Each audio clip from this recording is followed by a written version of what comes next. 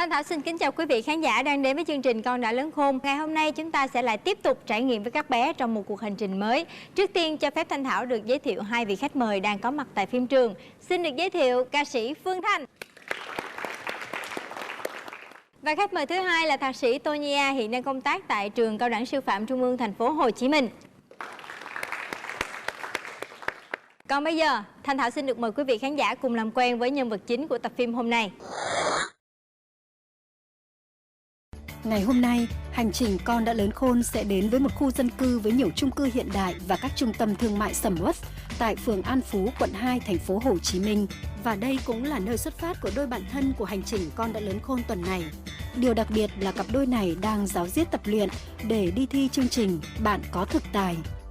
Bé Tôn Vũ Phương Anh 4 tuổi, tên thân mật là Ly. Đúng với biệt danh, cô bé khá bướng bỉnh, vô cùng hiếu động, rất mải chơi và thỉnh thoảng cũng hay bắt nạt cậu bạn học chung nữa. Trái ngược với tính cách của Ly là cậu bé Ocean, 3 tuổi, tên thật là Nguyễn Tuấn Kiệt. Ocean tính tình rất điềm đạm, không thích bạo lực và khá ga lăng. Mặc dù nhỏ tuổi hơn, nhưng Ocean luôn luôn là người nhường nhịn chị Ly. Hàng ngày mẹ thường đưa hai bạn đến sân tập Batang lúc 4 giờ chiều. Nhưng hôm nay là sinh nhật của thầy huấn luyện viên Phúc Thịnh. Vì vậy chỉ mới 2 giờ các bạn đã có mặt để chuẩn bị rồi. Con nhớ đường đi Bắc Sinh không? Bây giờ là hai bạn đi mua quà sinh nhật cho thầy với bánh kem cho thầy nha. Con muốn mua gì cho thầy nè? Mua gì cho thầy? Con mua gì? Gấu. Một con gấu. Rồi con mua gì cho thầy? Con chó. Con chó. Rồi mua bánh kem cho thầy đúng không?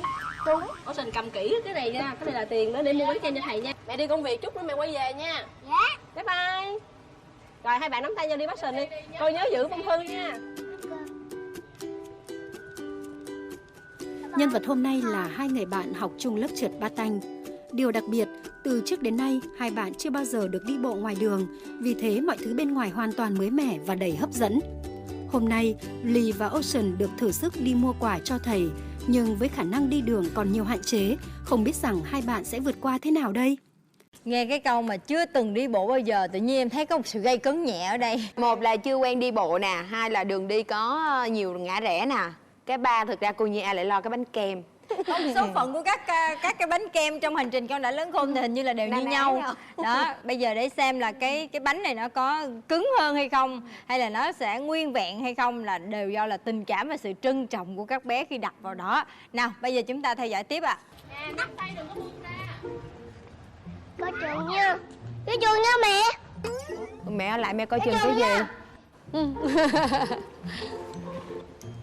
Chừng người ra đi không yên tâm về người ở lại đó. Chú cô vệ dẫn con Ly đi chú cô vệ. Ôi, vừa mới khởi hành mà đã phải nhờ đến chú bảo vệ rồi. Con nhớ đường đi Bắc Sinh không? Bác Sình ở đâu chú cô vệ. Biết hỏi đường đi đó chứ. Hỏi dễ thương. Cô Nhi A lại thấy cái chi tiết này lại là cái chi tiết nó sẽ bảo trợ cho con rất nhiều nè. Tóm lại là đi tới đâu thì hỏi tới đó đi. Nhờ ai giúp được thì nhờ. Đi hẳn đường kia hả? Trông có vẻ như Ly rất yêu đời và phấn khởi, còn Ocean thì vẫn giữ thái độ im lặng, cầm chắc phong bì tiền. Wow. Đảo cục đá, đạp. Đúng là lần đầu được đi bộ, đạp cục đá cũng trở thành trò chơi rất thu hút với Ly. Xung quanh mới mẻ, làm cô bé muốn sờ nắm mọi thứ. Ở đâu trời? Quẹo trái. Ok. Đây chị Vũ cho. Chờ tiền đỏ. Chờ tiền đỏ chứ. Đó.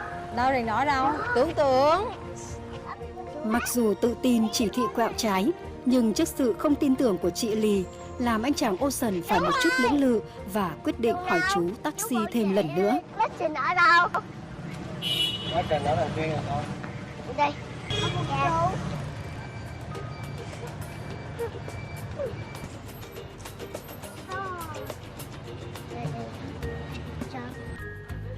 Cái gì vậy? Yêu cái cột quá đi mất. Qua đâu? Sự hiếu kỳ và chậm trễ của Ly từ lúc khởi hành đến giờ đã dần làm cậu em có chút bực bội. Trước sự hối thúc của Ocean, cả hai đã nhanh chóng đến được trung tâm thương mại. Mình đi kiếm phải đi thang xuống hay lên mới đến chỗ mua bánh cho thầy nhỉ? Nhưng có một rắc rối lớn là hai bạn chỉ dám đi thang máy khi có mẹ cầm tay. Hôm nay không có người lớn dắt đi, hai bạn xoay sở thế nào đây? Chú cô dạy bắt dắt cho con đi thang máy đi chú cô dạy. Rất nhanh nhẹn, hai bạn đã nhờ chú bảo vệ giúp đỡ để có thể xuống thang máy.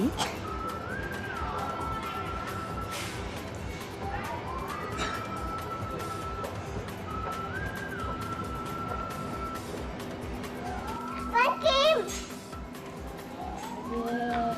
Ai uống cái kem này nè. Happy birthday. Thấy bên kem là đứng hát vậy đó, bị liệu. Bánh kem. Mua bánh kem loại nào? Hai con có lựa chọn nào? Con chọn cái nào? Tôi chọn cái này. Hai học trò rất hợp ý khi chọn bánh cho thầy. Khi được cô hỏi, đã liền gật đầu ngay. Thầy. Chú Nguyễn Thầy Thịnh. Thầy Thịnh hả? Thầy Thịnh nhiêu tuổi? 3 tuổi. 3 tuổi. Thầy bé, con hỏi lại nè. Thầy con bao nhiêu tuổi? Thầy 3 tuổi. Thầy 3 tuổi. 4 tuổi, 4 tuổi. Thầy lớn hơn con 1 tuổi. Sao? Già chưa? Chưa. Chưa già hả? Ba con mới già. Ba con mới già. Rồi, cái này đúng không? Con đi ra quầy nó đứng gì giùm cô nha, cô chỉ ra nè. Đi ra ngoài đây, đi ra ngoài đây. Đó, đi ra ngoài đây nha. Tính con cái gì đây nè.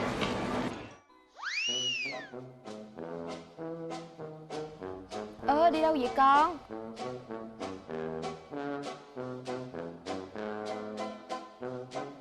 Đi đâu á? Thao.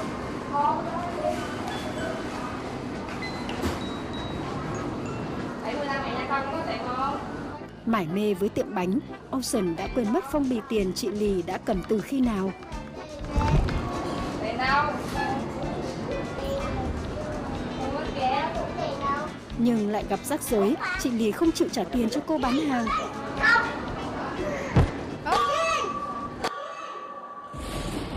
Wow. Sau phút giây tức giận vì bị chị đánh, Ocean đã lấy lại được bình tĩnh. Đúng thật là cậu bé không thích bạo lực. Bây giờ chị Lì lại rất thản nhiên trả tiền cho cô. Dường như chọc nhạo bạn là sở thích của cô bé này thì phải. Lúc mà hai chị em có một cái sự đối đầu nhẹ đó, gây cấn cái đoạn đó thì anh này anh cũng muốn coi như là nam tính nổi lên nha, nhưng mà thôi dằn lại, đeo Kiềm chế lên lại. được. Rồi thấy anh cởi ba lô ra, tưởng tượng như là sắp sửa có một trận chiến ở đây, nhưng mà cuối cùng anh này rất là biết trấn tĩnh mình. Và trong độ tuổi này nè, mặc dù là có biết phân vai ai lớn ai nhỏ ai chị em, nhưng mà cái ý thức về cá nhân của các con á, nó mới bắt đầu thôi, nó chưa quá mãnh liệt. Cho nên nhiều khi là những cái vấn đề các bé sẽ giải quyết, nói chung là cái chuyện đánh nhau, cãi nhau hoặc là giằng xé nhau là bình thường. Vậy là nhiệm vụ mua bánh đã xong, không có gì gây khó khăn cho hai bạn. Quên nón. Lì bà không có đứng yên nha.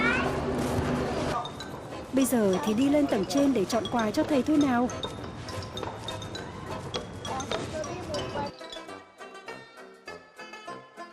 Sau khi chú dắt hai bạn lên lầu trên thì...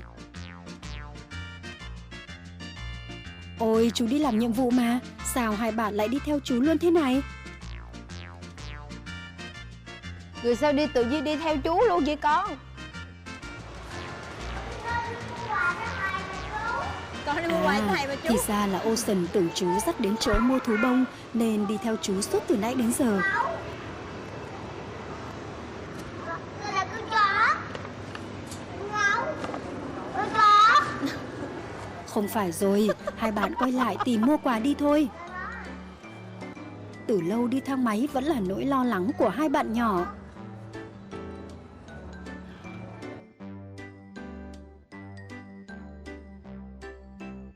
Cảm ơn chú.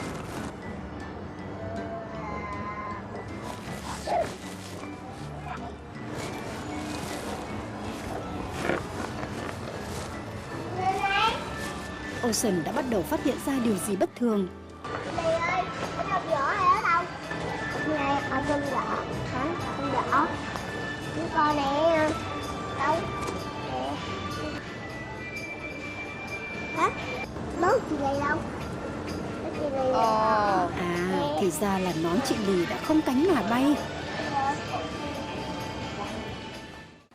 Từ đầu hành trình tới giờ thì thấy có vẻ như anh chàng này là con trai mà đầm tính hơn chị Lì một tí. Chính xác, chị Lì rất là năng động và hay đi ra nhiều khỏi năng vấn đề. lượng.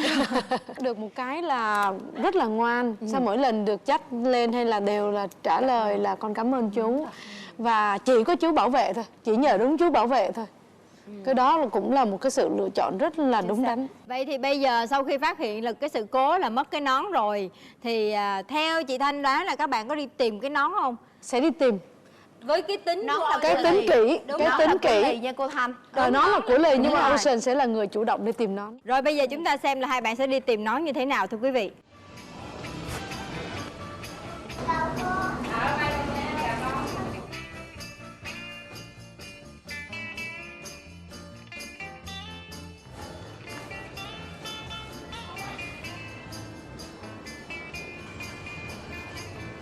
Mặc dù làm mất nón, nhưng chị Lì vẫn rất vô tư. Ocean thì lại khác. Anh chàng ga lăng chủ động đi tìm nón cho chị.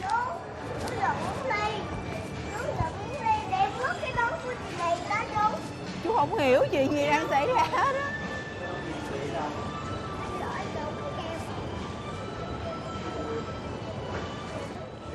Trong khi Ocean đi tìm nón, thì ở ngoài này đã có chuyện gì xảy ra mà vẻ mặt chị Lì hoảng hốt thế kia. Cái gì? Con đừng nói con quăng đồ xuống dưới đó nghe Lì. Ê!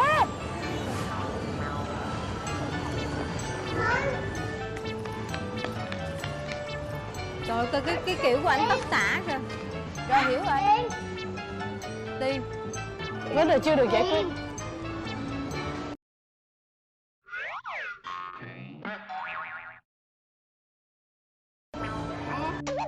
Tiền gì? Hồi nãy chỉ cầm cái Ôi, phong thì bì ra là Lì tiền. đã làm rớt số tiền để đi mua quà sinh nhật cho thầy xuống thang máy rồi. Đó. Ở vui á. Con sẽ sợ lắm. Cô đừng con đi con. Cái này hả? Con đi xuống cái nhà như đó. Có ai dưới không? Có tiền. Đó là Có tiền là được rồi. Con về đi con. Ảnh mày đâu? Nhà con ở đâu? Anh Ocean thì anh nóng lòng lắm nha. Thấy cái bì thư rồi. Vừa phải lấy tiền nhá, vừa phải đi tìm nón nhá, còn chưa mua quà nữa nhá. Đứng đợi dưới nha.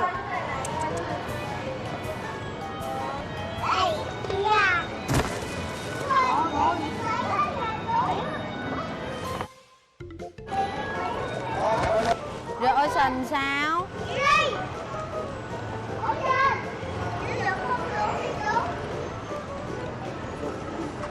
Không, cái anh chàng này 3 tuổi nhưng mà rất là lanh nha, giao tiếp rất tốt. Tất cả đều là nhờ vả và rất là nhanh chóng nhận ra đối tượng để kêu yêu cầu giúp đỡ.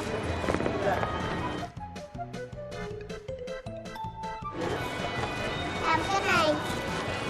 Thôi.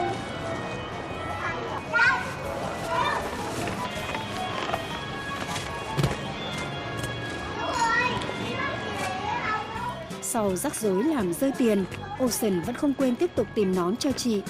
Đúng là một chàng trai rất biết quan tâm đến người khác.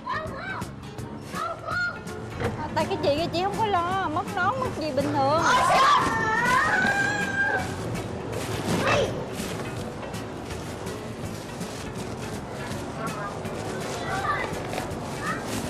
Đúng chưa? Đúng chỗ ban nãy mua bánh chưa? Anh chạy trước kìa, anh này anh hay lắm.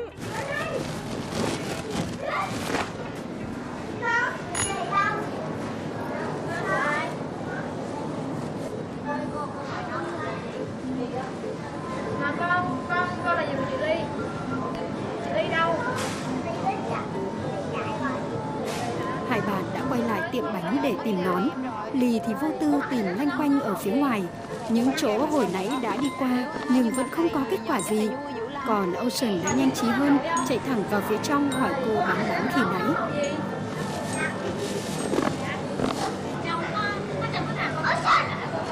Cái bà này nó lôi nhoi. Có đoạn đó. Đúng rồi. Một hồi hai chị em lạc nhau cho xem. Lạc rồi đó, chị đi đâu? Thôi vô tiệm bánh lại được rồi nè. Chị cứ lần quần vậy á.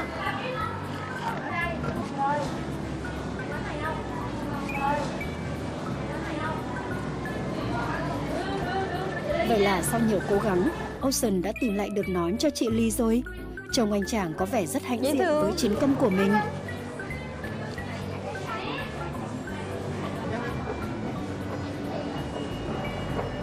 Chị Lì ơi, bánh kem chị Lì đâu? Bánh kem.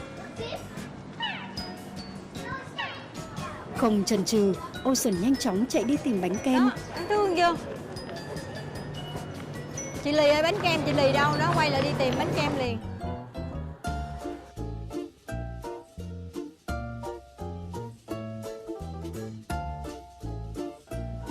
Anh lặng lặng anh lấy đi vậy đó. Chưa bao giờ thầy được ăn cái bánh nào mà ngon cỡ cái bánh này đâu.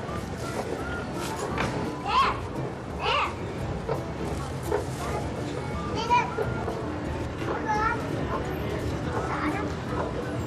Cô ơi, cô dẫn con đi.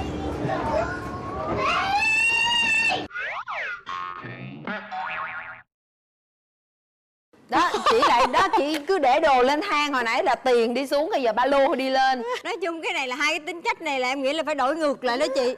Những cái hành trình khác chúng ta thấy là bao giờ cũng vậy, cô bé gái cũng rất là tỉ mỉ, chu đáo, rồi quán xuyến. Rồi một đứa con trai thì vô tư hời hợt hơn, còn đằng này ngược lại hết. Thực ra đó cũng chính là cái điều để cho chúng ta phải thấy một điều rằng là chúng ta không được chủ quan bằng góc nhìn người lớn á. Đó, giống như chúng ta nghĩ con gái là phải như vậy, rồi làm chị phải như vậy, nhưng mà không có. Cái sự phát triển tâm lý của trẻ con nó đa màu đa sắc lắm, và mỗi bạn sẽ có một cái tính độc đáo của mình mà ở đó chúng ta không đoán được gì hết. Nhưng cái tình huống hiện tại là rất là cấp bách nè chị Thanh. Theo chị nghĩ sao, các bạn có dám bước đại lên không? Hay là tiếp tục sẽ tìm một chú một cô nào đó có nghĩa là tìm rồi sự dắt giúp đỡ con nữa, đúng không? Tại vì cái ba lô đi chưa có xa lắm. Với lại cái tiền hồi nãy rớt mà các con còn đủ bình tĩnh để mà cô ơi dẫn con xuống, thì với cái ba lô này nó bự như vậy thì cứ ở trên đó đi. Để xem là hai cô đoán có đúng hay không nhé. Chúng ta theo dõi tiếp thưa quý vị. Trước sự bất cẩn để rơi mất ba lô của chị Lì và đối mặt với nỗi sợ đi thang Rồi máy giờ một sao mình con? mà xung quanh lại chị không biết có đứng ai đó, để chị giúp gào đỡ, lên ai vậy liệu đó. hai người bạn nhỏ có dám vượt qua nỗi sợ ấy? Làm sao bây giờ? Đó, bạn này thì sao đây?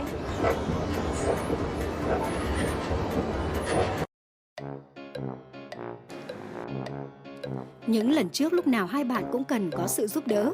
Lần này trước nguy cơ cấp bách có thể mất ba lô, hai bạn sẽ quyết định thế nào? Vẫn là gào lên chú ơi à. Trời, Và bước lên quyết luôn định kìa. là Wow, đây là cái bước khó nhất khi đi thang cuốn nè. Bước lên luôn. Thấy chưa? vậy Hay là quá. trước nguy cơ mất ba lô, hai bạn đã lấy hết can đảm vượt qua nỗi sợ của chính mình.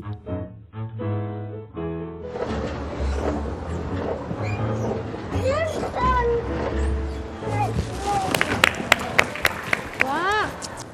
Đi về nè. Ê. Vượt Có qua vẻ nỗi sợ như rồi sự đó. vui mừng vì mình đã tự đi thang máy được làm hai cô cậu phấn khích mà quên luôn phải mua gấu bông cho thầy. Nhưng chắc là không sao đâu, bởi vì có bánh kem thôi cũng vui lắm rồi. Hơi ác cái đó, Ocean hơi ác con. Quên. Đó, nhưng mà quay lại giúp kìa. Rồi sao, rồi có cái bánh vậy thôi hả? Có cái bánh với tấm lòng đó cô. Để chị cầm đi. Ê. Ôi. Ê. Không. Chỉ khi anh chàng Ocean nhường trách nhiệm giữ phong bì tiền cho chị Lì thì hành trình mới có thể tiếp tục được.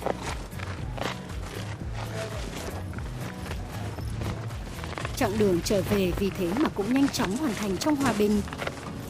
Giờ thì mau tìm thầy để tặng bánh kem thôi. Bánh kia cho thầy.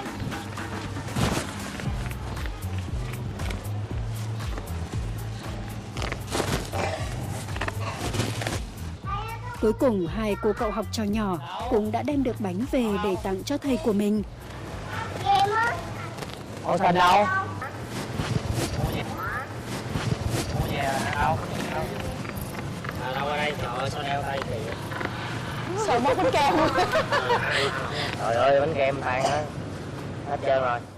Mặc dù bánh kem đã tan nát hết, nhưng chắc chắn là thầy sẽ rất vui trước tình cảm đáng yêu này. Rồi cho mấy đứa ăn á. Thấy ăn không? Ừ, con ăn đi.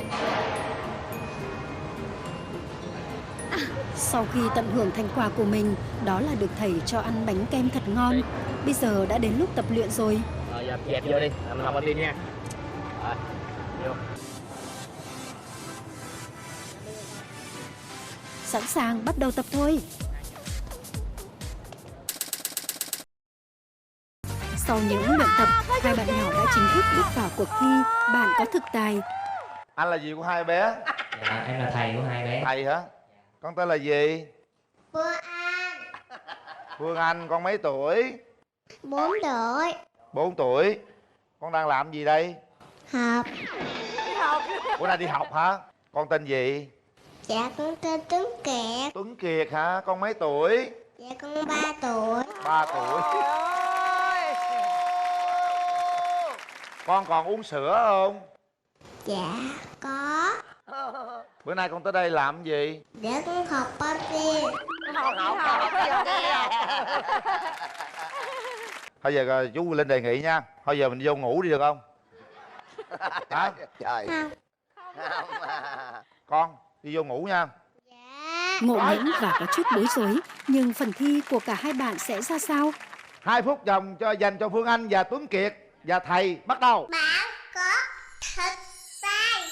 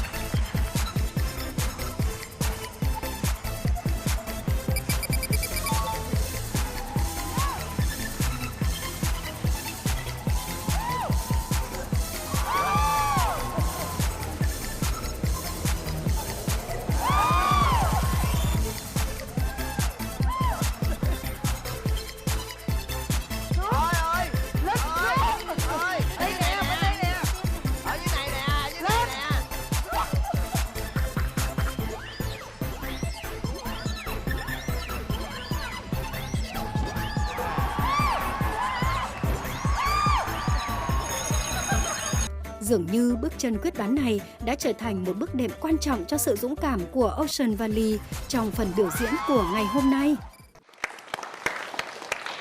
Cô Thanh thấy sao? Sau khi mà coi cái clip mà các cháu chuẩn bị đi thi Bạn có thực tài đó, thì Phương Thanh mới hiểu được rằng là chính cái cầu thang máy đó nó sẽ dẫn dắt một cái tâm lý cho các cháu khi bước vào với chương trình Bạn có thực tài. Và cuối cùng đó là cái độ trưởng thành mà chúng ta thấy rõ nhất, đó là những cái lần liên tục nhờ người lớn, nhưng đến cuối cùng như cô Thảo nói đó, một cái bước chân rất là mạnh mẽ, cấp bách quá cấp rồi. bách để con tự đưa ra quyết định này. Tất cả những thứ đó chính là cái hành trình trưởng thành của con. Và thưa quý vị khán giả, với một câu chuyện nhỏ, với một cái bước chân dứt khoát của các bé thôi, Thảo nghĩ là quý vị phụ huynh cũng đã nhận ra được rất là nhiều điều trong cái quá trình mà chúng ta nuôi dạy con trẻ ở độ tuổi từ 2 đến 5 tuổi. Một lần nữa xin được cảm ơn tất cả quý vị khán giả đã luôn theo dõi và dành tình cảm cho chương trình Con đã lớn khôn. Chương trình sẽ được phát sóng vào lúc 18 giờ thứ Bảy hàng tuần trên kênh HTV7. Chào tạm biệt và hẹn gặp lại quý vị trong chương trình tuần sau. Cô Thảo thấy á, đi thang cuốn nó dễ hơn là cái nhảy này á. Cái nhảy này cô Thảo không dám nhảy, mà tại sao con dám nhảy? Vậy con thấy là con sợ nhảy, con sợ đi patin hơn hay con sợ đi thang cuốn hơn? Không sợ hai cái. À, không sợ hai cái, nhưng mà đi thang cuốn mình có sợ nữa không? Dạ không. Đó, thấy Sợ chưa? thang cuốn là không sợ cường độ cao. Hay quá. Ở nhà mẹ có hay nói với Ocean cái việc là khi con đi ra ngoài thì con cần phải hỏi ai khi con gặp khó khăn không mẹ? Dạ có, thì em cũng giống như chị Thảo chia sẻ là em cũng dặn con đó là ra ngoài á, nếu mà con gặp khó khăn gì thì con nhờ chú bảo vệ hoặc chú cảnh sát, chứ con đừng có đi với người lạ nha không. Chương trình do công ty MCV và Đài Truyền hình Thành phố Hồ Chí Minh phối hợp thực hiện.